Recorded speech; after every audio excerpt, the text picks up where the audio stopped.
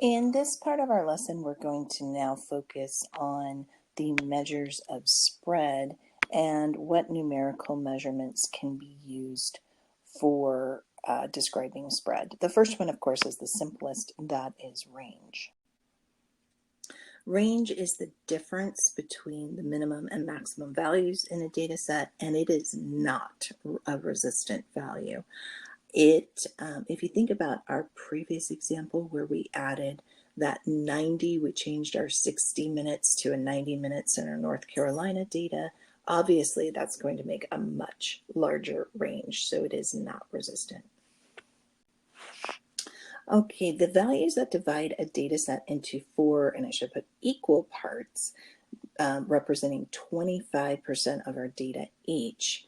There are three markers because you need three cuts to create four parts.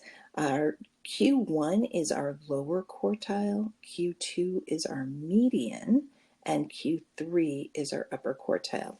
Now for the median, we never actually call the median Q2, but do realize that it is an important part of dividing data into quartiles.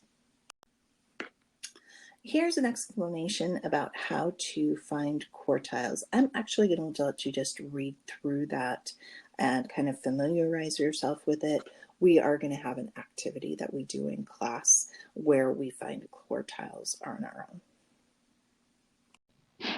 The one thing I do want to point out though here is this IQR, where the IQR is described as the upper quartile Q3 minus the lower quartile Q1. There's two things I want to bring up about it. The first is that the IQR is a resistant measure. So second, that means it should be used to describe skewed data. Now that we know how to find those quartiles and the IQR, we can actually identify outliers and mathematically verify whether a number is an outlier or not. Long time ago, before I was around, and some mathematicians, much smarter than I, determined that if we took 1.5 times the IQR, that was an extreme enough number distance that we could determine and say definitively whether something was an outlier or not an outlier. There are two checks you have to do. You have to do outlier checks on the lower end. Now, I'm pretty sure that there are no lower outliers, and that means outliers towards the smaller values in either of these data sets. But I'm just going to show you how to check anyways and give you the rules for that. So the rule for finding any lower outliers is you take your lower quartile Q1 and you subtract from it 1.5 times the IQR. So let's look at our data above. Our IQR for our North Carolina worker data is 20 because it's 30 minus 10, 30 being our upper, 10 being our lower quartile, so 20 is our IQR. So I did my math here. I've got 10 minus 1.5 times 20. 10 was my lower quartile. If I look above, I end up with negative 20. Let's look back at our data set.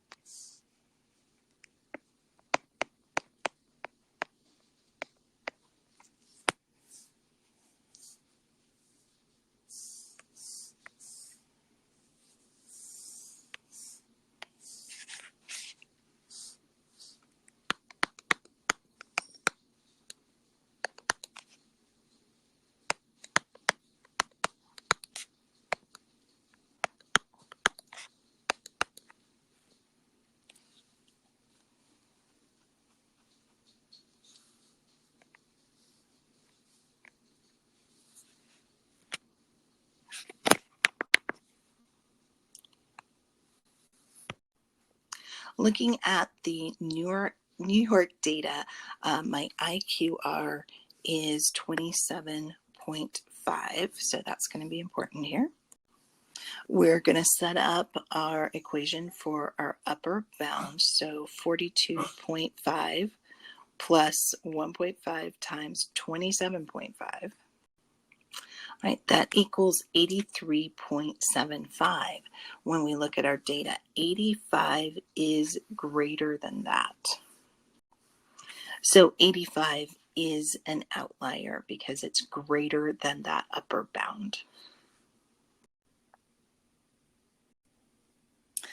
A 5-number summary is a very standardized, well-known tool used in statistics. Just simply are the 5 numbers in order. Students think that you have to list these out. If you just say, this is the 5-number summary, and you list these 5 numbers, statisticians should know that you're talking about the minimum, the lower quartile, the median, the upper quartile, and the maximum. It also is the easiest way to make a box plot, and we're going to do that in just a moment. Now, I'm going to apologize right now. I'm not sure why the notes are set up this way. We really should find the 5-number summary first.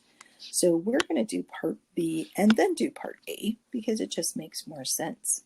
So if you refer back to the previous page, we've got our numbers in order and we found the quartiles and everything that we need. So I'm just going to transfer that information from the previous page. So here we go. The North Carolina Times, the 5-number summary, minimum is 5, Q1 is 10, median is 20, Q3 is 30, maximum is 60. For the New York Times, that 5-number summary is 5, 15, 22.5, 42.5, and 85. Note again, you just write the 5 numbers. You don't have to write the words.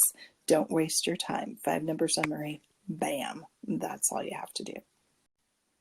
The hardest thing you're going to need to do is actually divide this up. Try to be as even as possible. I went ahead and went from 0 to 90. You could go from 5 to 85 if you wish. I'm going to give you a moment to go ahead and break that up and label your number line. All right, we're going to create a box plot of our North Carolina Times, and I'm just going to label that North Carolina here. And we're going to start with our 5, which is our minimum. So above the 5, I'm going to create, sometimes you'll see this bar, sometimes you won't, and it's not that big a deal whether you include it or not. And then I'm going to go to 10 and make a mark there, and 20, I'll make another mark, and 30. And I'm going to make one at 60 here. So my inside will always create this box. So my inside 3 lines, and then what they call the whisker will go out to my next values, like so. So that's a box plot for my North Carolina. You can see the skew. So whenever you have one whisker that's very much longer than the other side, this is the skew that's creating that. So we can see from a box plot that this data was definitely skewed to the right because this longer whisker than the other side, much longer. All right, let's do this with the New York data. The New York data will be slightly different since we do have that outlier, so just be aware of that. So New York, my minimum was still 5 again, but now my first quartile is at 15, so it's higher. 22.5, so that's just going to be between 20 and 25. 42.5, once again, it's a between. Now, for the 85, you can either use a star or a dot. I like a star because it just shows up a little bit better, a little asterisk right there. What I need to do is go back to my data and find the next highest value. The next highest value was 65, so I'm just going to put a dot instead of a line there.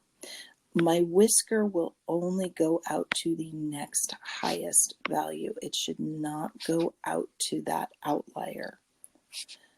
And that's a common mistake. So the outlier stays alone. The whisker only reaches out to the next highest value. And we can see why that's an outlier, because it's so much more extreme than the next highest value and the upper quartile, which is right here. We're going to do one more lesson on standard deviation because that just needs its time all to itself. So that's everything about measures of spread when you have skewed data based on the IQR, creating box plots, 5-number summary. Now let's dive into standard deviation.